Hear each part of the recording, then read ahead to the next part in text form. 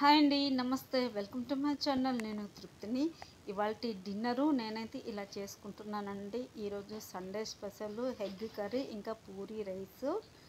నేను egg curry recipe ఎలా చేయాలో చూపిస్తాను చూడండి, చాలా బాగుంటుంది.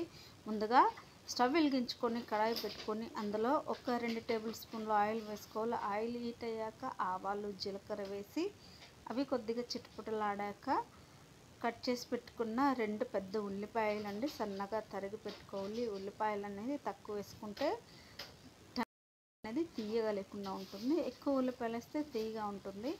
ఇందులో పచ్చిమిరపకాయలు, వెల్లుల్లి, కరివేపాకు, ఉల్లిపాయలు అన్నీ వేసుకొని వేయించుకోవాలి. దోరగా వేయిస్తే సరిపోతుంది, ఎక్కువ బ్రౌన్ కలర్ రానవసరం లేదు. ఇందులో కొద్దిగా పసుపు కూడా వేసుకోవాలి, మంచి కలర్ వస్తుంది పసుపు వేసుకుంటే. ఈ 1 నిమిషం పాటు వేగిన తర్వాత టమాటాలు అండి, నేను 1/2 కేజీ బాగా పండిన టమాటాలు తీసుకున్నాను. 1/2 కేజీ టమాటాలు, ఎందుకంటే టమాటా ఎగ్ కర్రీ చేస్తున్నాను. చాలా సింపుల్గాను చాలా రుచిగా కూడా ఉంటుంది. మీరు రైస్లకు కానీ పూరికి కానీ రొట్టెలకు కానీ తినొచ్చు. ఇప్పుడు సగం టమాటా ఉడికిన తర్వాత ఉప్పు తగినంత వేసుకోవాలి. ముందుగానే ఎక్కువ వేసుకోకూడదండి, ఎందుకంటే ఎగ్లో ఉప్పు ఎక్కువైతే అసలు టేస్ట్ బాగుండదు.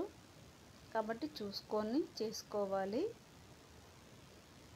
ఇది బాగా ఫ్రై అయ్యాక చూడండి, ఈ టమాటాల నుంచి నీళ్ళు ఊరినాయి చూడండి, బాగా పండుగ కాబట్టి నీరు అనేది మనం సిమ్లో పెట్టుకుని ఉడికించుకుంటే ఆటోమేటిక్గా వచ్చేస్తుంది.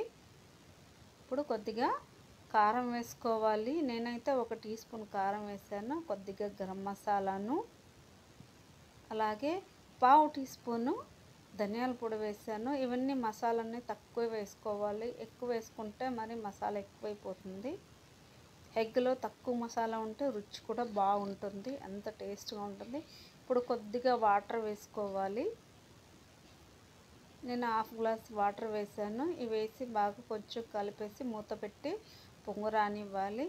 ఇప్పుడు ఎగ్స్ అండి, నేను 4 నుంచి 5 వరకు వేస్తున్నాను. 2-3 బాగా తినొచ్చు, సరిపోతుంది ముగ్గురికి.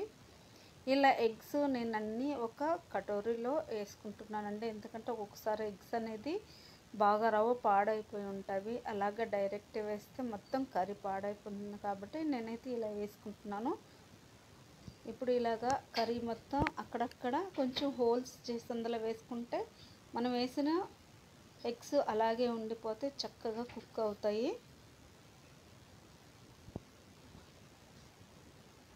ఇలా ఒక్కొక్కటి వేసుకొని సిమ్లో పెట్టుకొని ఒక 2 నుంచి 3 నిమిషాలు ఉడికించాలండి. చూడండి, నేనైతే 3 నిమిషాలు ఉడికించాను.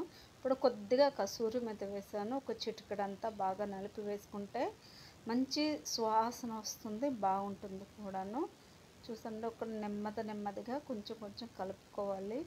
ఉడికిందా లేదా చూసి మనం తిప్పి వేసుకోవాలి కదండి, ఇంకా ఉడకలేదు. చూసారా, మరి ఒక 2 నిమిషాలు ఉడకబెట్టాను. ఇప్పుడు ఎగ్స్ మొత్తం టర్న్ చేసుకోవాలి. ఫ్లేమ్ తక్కువ పెట్టి ఉడికించుకుంటే మాడిపోకుండా ఉంటుంది, అడుగంటకుండాను. మనం ఎంతో రుచికరమైన ఎగ్ టమాటా కర్రీ రెడీ అయిపోయింది.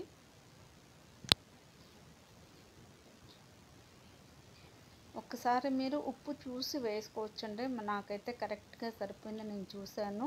ఇప్పుడు 2 నిమిషాల తర్వాత కొత్తిమీర వేసుకొని మూత పెట్టి అలాగే వదిలేసేయాలి. ఆ వేడికి ఏంటంటే మధ్యలో ఎల్లో ఎగ్ అనేది చక్కగా ఉడికిపోతుంది. ఇప్పుడు నేను పూరీ పిండి 1 అవర్ ముందే కలిపి పెట్టేశానండి. పూరీ పిండి అన్ని షాపులో అడిగితే ఇస్తారు. ఇది మైదా కాదు, అలాగని గోధుమ పిండినూ కాదు. మేమైతే హిందీలో అయితే మాత్రము మిల్కా ఆట అంటారు, లేకపోతే మామూలు గోధుమ పిండి అయితే చెక్కిక ఆట అంటారు. మాకు చెక్కిక ఆట మిల్కా ఆట అనేది తెలుసు. పూరి పిండి అని అడిగితే ఇస్తారు చూడండి, ఇలా బాగా సాఫ్ట్గా ఉంటుంది పిండి. నేను 1 అవర్ పాటే కలిపి పెట్టేశాను. ఇందులో కొద్దిగా ఆయిల్, అలాగే కొద్దిగా పెరుగు, ఇంకా కొంచెం ఉప్పు వేసి కలిపి పెట్టేశానండి. మరీ గట్టిగా కాకుండా మరీ సాఫ్ట్గా కాకుండా మీడియంగా కలిపి పెట్టుకోవాలి.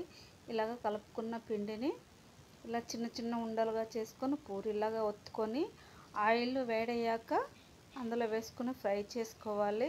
ఈ పూరీలు అనేది తొందరగానే అవుతాయి కుక్ అవ్వడానికి, ఇలాగ తెల్లగానే ఉంటాయండి. చుట్టానికి బాగుంటాయి, తినడానికి కూడా చాలా బాగుంటాయి. మీరు బ్రేక్ఫాస్ట్లోకైనా చేయొచ్చు పూరి. ఈరోజు సండే కాబట్టి నేనైతే డిన్నర్లో ఇలా చేసుకుంటున్నాను అండి. చక్కగా ఎంత బాగుందో చూడటానికే. కర్రీ అయితే చాలా చాలా కలర్ఫుల్గా కనిపిస్తుంది. పూరి కానీ రైస్లో కానీ చాలా బాగుంటుంది. మీరు ఎలాగైనా తినొచ్చు, మీరు టిఫిన్లోనే కానీ తినొచ్చు. మీ పిల్లలకు కూడా బాగా నచ్చుతుంది. ఒకసారి ఇలా ట్రై చేసి చూడండి, చాలా రుచిగా ఉంటుంది. ఈరోజు స్పెషల్ ఇదేనండి మా ఇంట్లో. ఈ వీడియో కానీ మీకు నచ్చినట్టయితే ఒక లైక్ చేయండి, షేర్ చేయండి, అలాగే నా ఛానల్కి సబ్స్క్రైబ్ చేయండి. మరొక మంచి వీడియోతోటి మేము ముందుకుంటున్నంతవరకు bye bye. Thank you for watching.